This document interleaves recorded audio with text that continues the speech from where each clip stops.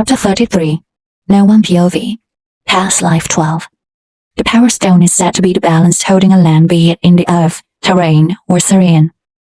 It holds the power of all three lords, and hence has the power greater than them. No one, not even the lords, allowed to use their power. They are said to grant wishes for anyone who holds them. They are said to protect anyone who holds them. But every wish has its price.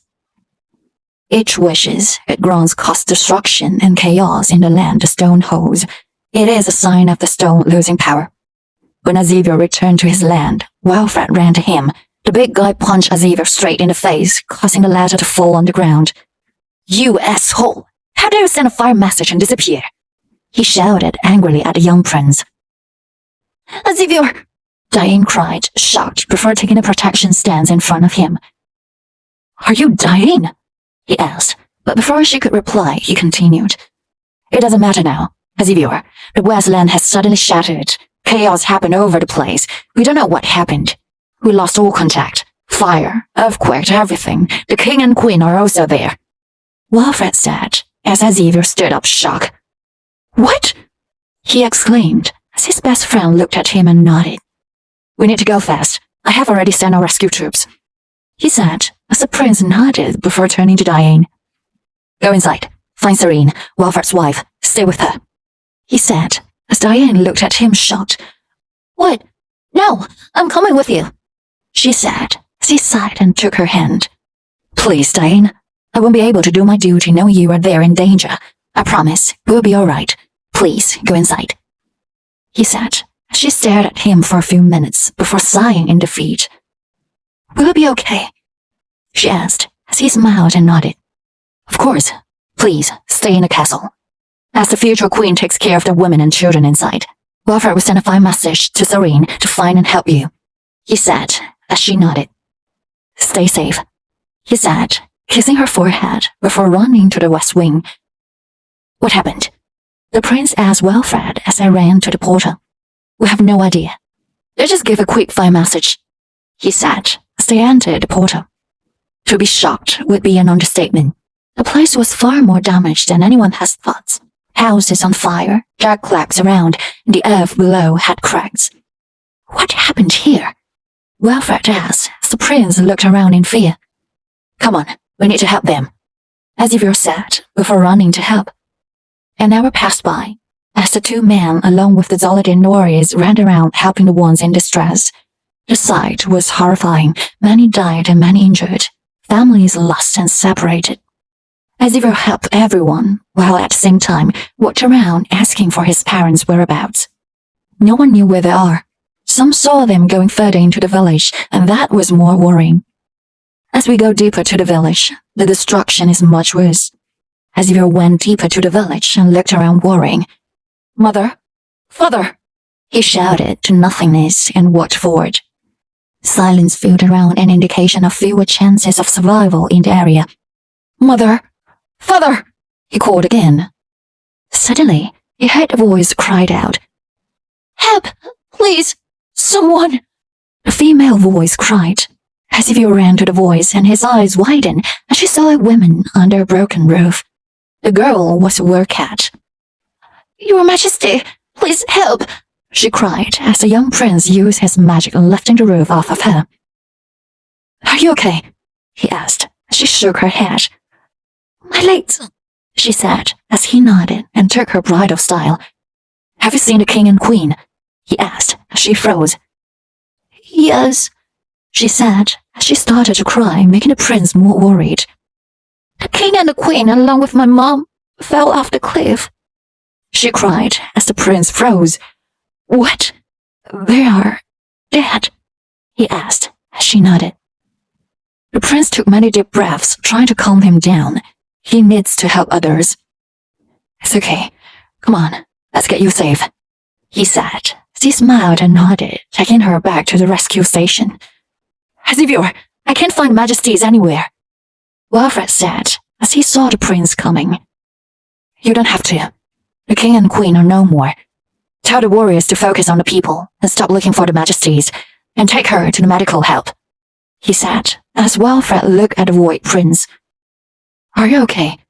Wilfred asked as his best friend nodded. Yes, take her, he said, giving the girl to Wilfred. Suddenly a sound of explosion filled the air. The electric transformer exploded under the refugee house, see? Someone shouted as both men looked at each other shocked. Giving the girl to the warriors, both of them ran to the building which was now burning. The fire has spread everywhere, Prince, a warrior said to the prince as he looked around helpless. What are we going to do? Wilfred said as another explosion went off. Everyone was helpless as they looked around for a way. The magic would not be enough to save everyone. The fire was blazing. Suddenly a large shadow flew over them. What the hell? Someone shouted as everyone looked up. Who is that? It's a woman. She looks evil. Everyone started commenting, but the prince looked up speechless and shocked. Diane, he whispered as she looked down and smiled. Chapter 34. No One POV. Past Life 13. Diane, he whispered as she looked down and smiled. She then flew over the burning building before raising her hand. The marks on her body ignited with fire, and her eyes turned red.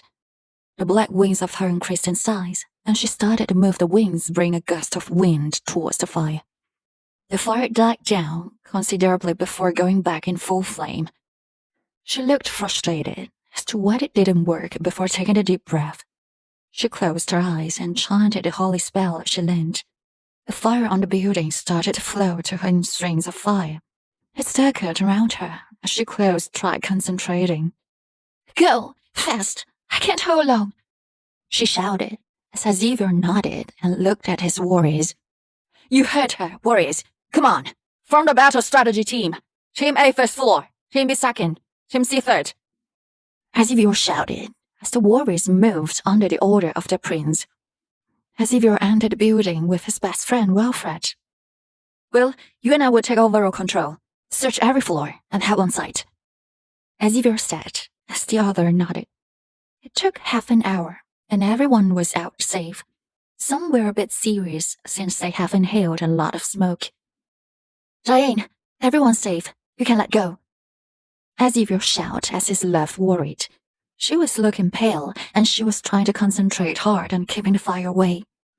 Diane was weak from using so much power, especially since she's not in her own land. Once she shut down her powers, her wings broke. Her horns vanished, and she returned to human form as she fell down from the sky. Azivir didn't waste any time as he jumped and caught her in his arms. Diane, he called as she humped and snuggled closer to her. Sleep, you must be tired, he said, kissing her head before looking at the people around. He sighed as they all stared at the girl in his arms. I will explain everything to you later. Please, go and aid the injured, the young prince said to his subjects. What happened to the king and queen? A question arose from among the crowd.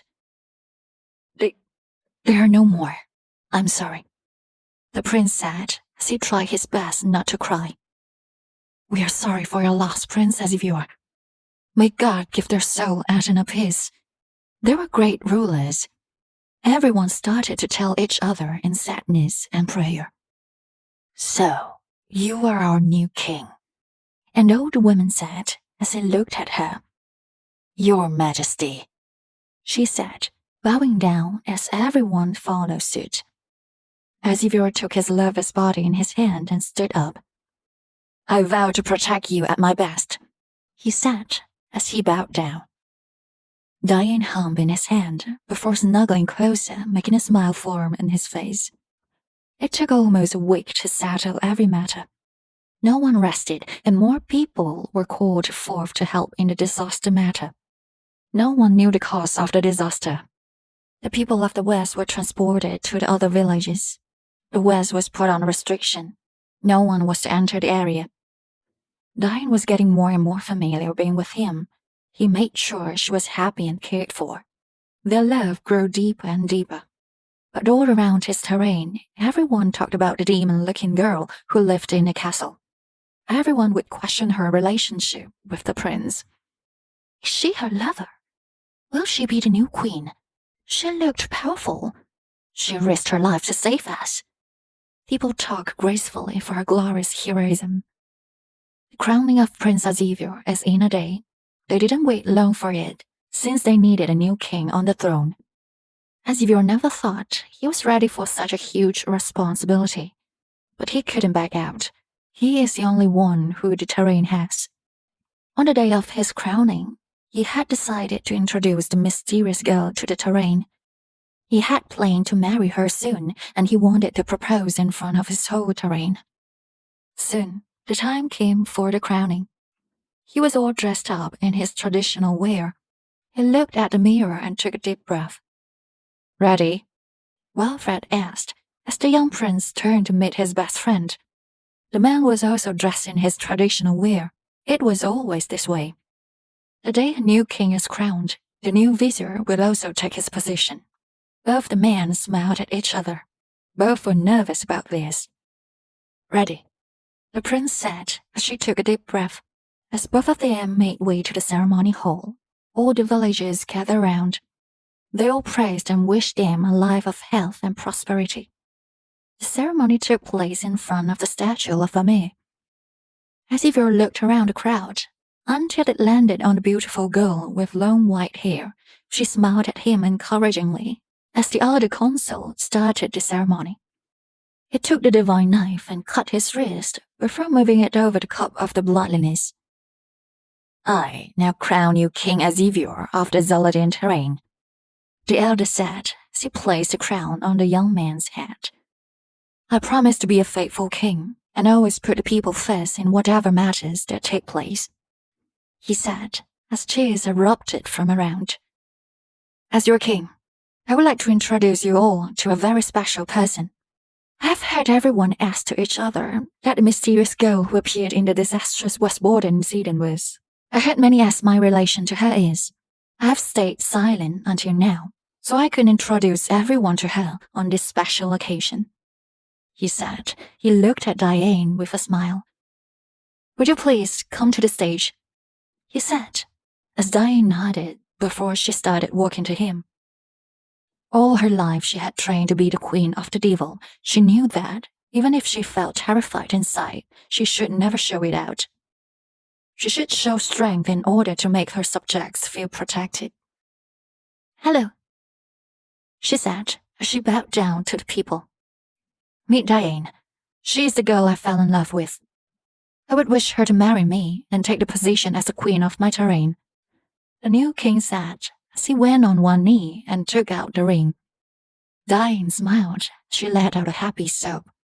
"Yes," she said as the crowd erupted in even more happiness. "Long live King Azivir and the future Queen Diane," they praised the couple. Both of them looked at the crowd happily. Things seemed to finally look up to them, or so they thought.